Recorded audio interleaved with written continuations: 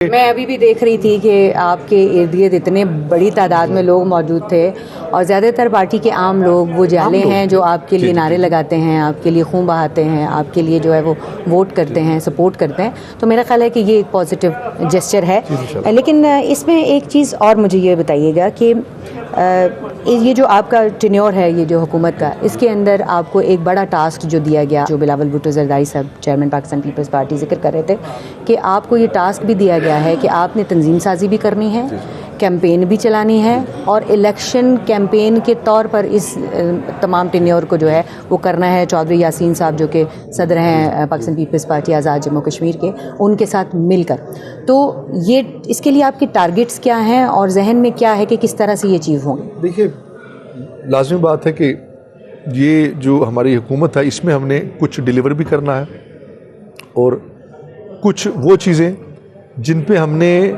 आगाज़ करना है ताकि लोगों के अंदर ये एतमाद बहाल हो सके कि पाकिस्तान पीपल्स पार्टी आने वाले वक्त में अगर उससे मौका मिला तो वो इसी अंदाज में बेहतर मामलात को हल कर पाएगी। ठीक है। और बहुत सारे ऐसे मामलात हैं जो आपने आज बिलावल साहब की शायद स्पीच में सुना होगा कि जो हमारे वफाक के मुतलका हैं, उसमें भी चेयरमैन साहब ने कहा कि हम उन मामलात में भी आपकी पूरी मामलत भी करेंगे, आपका साथ भी देंगे और आपको सपोर्ट भी करेंगे।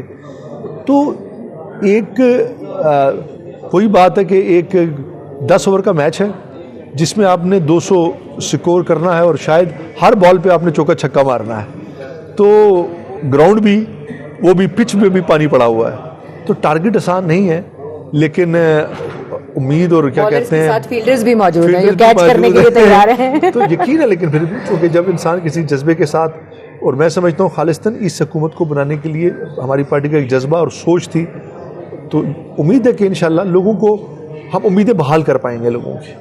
क्या वो इस टेन्योर के अंदर तरक्याती काम जो हैं वो हो पाएंगे, क्योंकि उसको वो तो नज़र नहीं आ रहे, तो क्या कोई इस्लाहाती पैकेज लेकर आएंगे, क्या करेंगे? मेरा नज़रिया सोचने का कुछ और है। मैं हमेशा एक चीज़ मैंने देखी है, मैं एक इलेक्टेबल पॉलिटिशियन हूँ जो हल्के की सियासत करता हूँ, असेंबली का इलेक्शन लड़ता हूँ। आपके ऊपर आवाम का एतमाद सबसे पहले ज़रूरी है। आप सब कुछ कर दें, तामीर और तरक्की भी करें, अगर लोग आप पर एतमाद नहीं करते ना, सही, तो लोग तामीर और तरक्की को भी भूल जाते हैं। आवाम का एतमाद आप पर हो तो कई बार लोग ऐसे लोगों के साथ भी चलते हैं जो शायद ख्वातर ख्वाह उस तरह से मामला हल नहीं कर पाए। आवाम के दिलों को जीतने के लिए लोगों को इस चीज़ का समझाना ज़रूरी है कि क्या मेरे इख्तियारात हैं, क्या मैं कर सकता हूँ, और जो मैं नहीं कर सकता उसकी ऑनरशिप आवाम ले, तो फिर लोग आपके साथ खड़े हो जाते हैं। आपकी विल को देखकर, आपकी सोच को देखकर, आपकी काविश को देखकर हम कोशिश भी करेंगे कि इस्लाहात भी लाएं, कुछ वो काम भी करें जो फौरी तौर पर होने को, और कुछ वो काम भी करें जो कल हम कर पाएंगे, उसका एक मैसेज भी दें। एतमाद को बहाल करना सबसे पहले ज़रूरी है। अदीफ फलियार तालपुर साहिबा ज़ाहिर है बड़ी भी हैं, पार्टी में भी उनका एक बड़ा रोल है, और उसके अलावा भी जो है वो रहनुमाई भी करती हैं, आपकी भी करती हैं, बाकी सबकी भी करती रही हैं। उन्होंने अपनी स्पीच के अंदर जो एक सेलिब्रेशन थी, जो खुशी थी उनकी आवाज़ में, वो हम सब ने महसूस की। स्पीच के अंदर उन्होंने कहा कि एक हैंडसम और नौजवान जो वज़ीर आज़म है वो आपको दिया है पीपल्स पार्टी ने। तो ये बताइए कि ये हैंडसम और नौजवान जो वज़ीर आज़म है, ये यूथ के लिए क्या प्लान लेकर आया? देखिए, सबसे रोजगार नहीं है, आपको पता है, तालीम के मसाइल हैं। तो बिलावल साहब का ये एक विजन है कि वो यूथ को सबसे ज़्यादा मोटिवेट भी करना चाहते हैं और आगे भी लाना चाहते हैं, और शायद मेरे इस फैसले के पीछे कहीं ना कहीं ये एक सोच भी उनकी कारफरमा हो सकती है। हम इस रियासत के अंदर लोगों को अब स्किल्ड बनाना चाहते हैं, क्योंकि इस वक्त एक आम आदमी की सारी सोच ये है कि वो शायद किसी सरकारी नौकरी पर या ऐसे मामलात पर जिससे उसको हुकूमत की सपोर्ट हो, ये मुमकिन नहीं है। हमारा एक इदारा टवेटा है जो स्किल बेस्ड है, जो लोगों को, जिस तरह पाकिस्तान में नेफडेक है, हम चाहते हैं लोगों को हुनरमंद बनाएं, लोगों के लिए वसाइल पैदा करें, और सबसे बढ़कर हाइड्रल जो हमारा एक बहुत बड़ा पोटेंशियल है उसमें हम काम करें, और साथ साथ हम टूरिज़्म इंडस्ट्री को फ़रोग दें। देखिए, जब कोई इंडस्ट्री आगे आएगी तो लोगों को आगे आने का मौका मिलेगा। इस वक्त चूँकि रियासत में लोगों के पास कुछ और करने के लिए नहीं है, और हमारी यूथ, ये अल्लाह का बड़ा फजल है, मैं आपको बताऊं कि कश्मीर की यूथ बड़ी बाशऊर किस्म की है, और हर बंदे के अंदर एक सियासी सूझबूझ है, तालीम है। तो हम कोशिश करेंगे ज़्यादातर तो ओवरसीज़ हैं, ओवरसीज़ में एक हमारा जो नॉर्थ है वो नहीं, साउथ सेक्टर जो ओवरसीज़ है, लेकिन लोगों के रुझानात को देखते हुए उनको हुनरमंद बनाएंगे, उनके लिए ऐसे शोभाजात को लेकर आएंगे जिसमें उनके लिए नौकरियों और दीगर असबाब पैदा हो सकें। चैलेंज है, लेकिन यूथ का शायद जब वो एक जनरेशन अपनी जनरेशन से कोई मिलती जुलती शख्स से बात सुने तो वो उसकी साइकी या माइंड को थोड़ा सा बेहतर अंदाज में देख और पढ़ सकता है। तो मुझे लगता है कि शायद एक ये भी उनकी थी चेयरमैन साहब की कि एक अगर थोड़ा सा जवान उम्र का आदमी या शख्स आएगा तो बेहतर अंदाज में चीज़ों को लेकर चल सकेगा, उसमें एनर्जी शायद ज़्यादा होगी। सरप्राइज था आपके लिए कि तमाम सीनियर्स, आपके भी सीनियर्स हैं, जाहिर है बड़े बड़े नाम हैं जो पाकिस्तान पीपल्स पार्टी को लीड कर रहे हैं। मेरे लिए सरप्राइज़ था क्योंकि मुझे अभी ऐसी कोई मुझे अंदाज़ा नहीं था।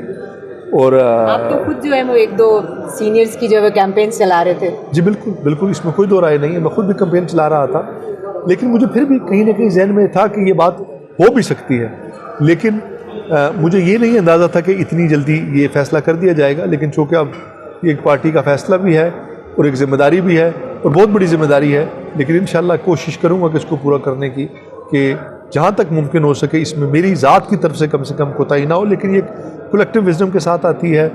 मेरे सीनियर्स की रहनुमाई, मेरे साथ कोलीग्स की रहनुमाई और आवाम के एतमाद से ये बहाल हो सकती है। बिल्कुल, अवाम का एतमाद भी है और ज़िम्मेदारी है, और ज़िम्मेदारी से किस तरह से जो है वो वज़ीर आज़म साहब, नौ मुंतखब वज़ीर आज़म साहब जो है वो नबर्द आज़मा होंगे। और फैसल साहब, हम जब ब्रेक पर गए थे तो हम बात कर रहे थे कि किस तरह से अब चैलेंजेस को मीट करेंगे, लेकिन इसमें एक बड़ा फैक्टर जो है वो अवामी एक्शन कमेटी का भी है, जिसको आपने ख़ुद लीड किया है। तमाम जो उसकी नेगोशिएशंस थी और जो चीज़ें हैं वो ग्राउंड पर रहकर फेस भी की हैं। वजह क्या बनी अवामी एक्शन कमेटी के एकदम से जो है वो इतना ज़्यादा एग्रेसिवली सामने आने की? पहले तो आप लोग खुद भी उनके साथ थे, फिर अचानक से सारी सियासी जमातें एक साथ हो गई, हट गई और वो एग्रेसिवली सामने आ गए। देखिए, ये एक बड़ी ऐसा फिनोमेना है जिस पे मैंने आपको शायद एक आगाज़ में बात किया था कि सारी सियासी जमातें हुकूमत में थी जी, अपोजिशन का स्पेस नहीं था। दूसरा, मसाइल 70 साल के थे, आए 2.5 साल में सामने। उसकी वजह ये था कि उन्हें उस तरह से डील तो किया गया, लेकिन बिला वजह की ताख़ीस और कश्मीर के जो मामलात और मसाइल हैं उसमें कश्मीरियों की हसासियत, चूँकि कश्मीर का और पाकिस्तान का जो रिश्ता है ये बड़ा सेंसिटिव है जी। कश्मीरी पाकिस्तान से बेपनाह मोहब्बत करते रहे, और उसकी मिसाल ये है कि बेशुमार ऐसी चीज़ें आपने माजी में भी देखी होंगी जो पाकिस्तान के लिए बड़े इश्यूज़ हैं। जैसे आज आप पाकिस्तान में कालाबाग डैम की बात करें तो आज भी शायद आपका कोई सिंधी भाई इस पे स्टैंड कर ले, चाहे वो किसी भी पॉलिटिकल पार्टी का होगा कि नहीं हम ये बनने नहीं देंगे। इसी तरह आप आज KPK में किसी से बात करें तो शायद वहाँ का तमाम सियासी जमातें एक पेज पे आ जाए कि नहीं कालाबाग डैम नहीं बनेगा। लेकिन कश्मीरियों ने हमेशा सेक्रीफाइस भी किया, मोहब्बत का इजहार भी किया। मंगला डैम आपके सामने है, 2 दफ़ा अपरेजिंग हुई और कश्मीरियों की कब्रें भी डूब गई, लेकिन कश्मीरियों ने आज तक उस पर बात नहीं की। तो कश्मीरी कुर्बानियाँ तो देता रहा, लेकिन इन मामलात में वो बड़ा हसास था। लेकिन जब सियासी जमातें, वफाकी जमातें बात करती थीं उन तो कुछ मामलात हल होते थे, कुछ नहीं होते थे, तो उनका एक एतमाद कायम रहता था। लेकिन अचानक जब एक ऐसा निज़ाम आया जिसमें अपोजिशन भी नहीं थी और जिसमें उन्हें लगा कि अब हमारी कोई बात नहीं हो रही, और फिर जब वो आहिस्ता आहिस्ता उस राब्ते के फुकदान की वजह से सड़कों पर निकले, एक के बाद दूसरा, दूसरे के बाद तीसरे वो काले उन्होंने दी तहरीकों का आगाज़ किया और उसे फिर सियासी अंदाज से डील नहीं किया गया। आपके ख्याल में जो अवामी एक्शन कमेटी है उनका उनके जो मुतालबात थे वो जायज़ थे? उनका सड़कों पे आना जायज़ था? तरीक़ेकार गलत हो सकता है? मैं आपको देखिए ना, आपने बात की सियासी जमातें उनके साथ थी। होता क्या था, सियासी जमात एक फ़र्द की नहीं होती, एक नज़रिया, एक फ़िलासफ़ी, एक कनेक्टिविटी, एक राब्ता, एक बेशुमार चीज़ें जिस पहलू पे लोग किसी पॉलिटिकल पार्टी के साथ चलते हैं। इस हुकूमत की ऑनरशिप किसी सियासी जमात ने इस वजह से नहीं ली कि जब एक कोलिशन की हुकूमत जो कि सियासी जमातों से बनी हो और वो प्राइम मिनिस्टर ये कह दे कि ये किसी सियासी पार्टी की और कोलिशन नहीं है, ये सिर्फ MLAs की हुकूमत है। अब जब ये तहरीक शुरू हुई और मसाइल वही थे जो अवामी हकूक़ के थे, लेकिन शायद कुछ हमारे इख्तियारात या हमारी चादर से बाहर थे। तो उन तहरीकों के आगाज़ में सियासी जमातों के वर्कर ने जब ये देखा कि यार हमें एक प्लेटफॉर्म ऐसा मिल गया कि जिसमें हम बात कर रहे हैं, जिसमें हमारी आवाज़ पहुंच रही है, तो वो अपनी जमातों के दायरे से निकल के कहीं ना कहीं उस आवाज़ के साथ अपनी बात को बुलाना ज़्यादातर वही थे जो पीपल्स पार्टी के वर्कर्स हैं, जो नून लीग के वर्कर्स थे, जो पीटीआई के वर्कर थे, वही लोग थे, वो जुड़ गए। तो जब उन्हें ये महसूस होगा कि नहीं, हमारी आवाज़ आज एक हुकूमत है, एक पार्टी है, उसका वज़ीर-ए-आज़म है, उसके वज़ीर हैं, उसके MLAs हैं, वो हमारी बात करती है, जो बात उन्हें समझ में नहीं है, जो बात कहीं नहीं पहुंचती, उस पर हम उनसे डिबेट करेंगे, डिस्कशन करेंगे और ऑनरशिप लेंगे, तो खुद ब खुद इस चीज़ में बेहतरी आएगी।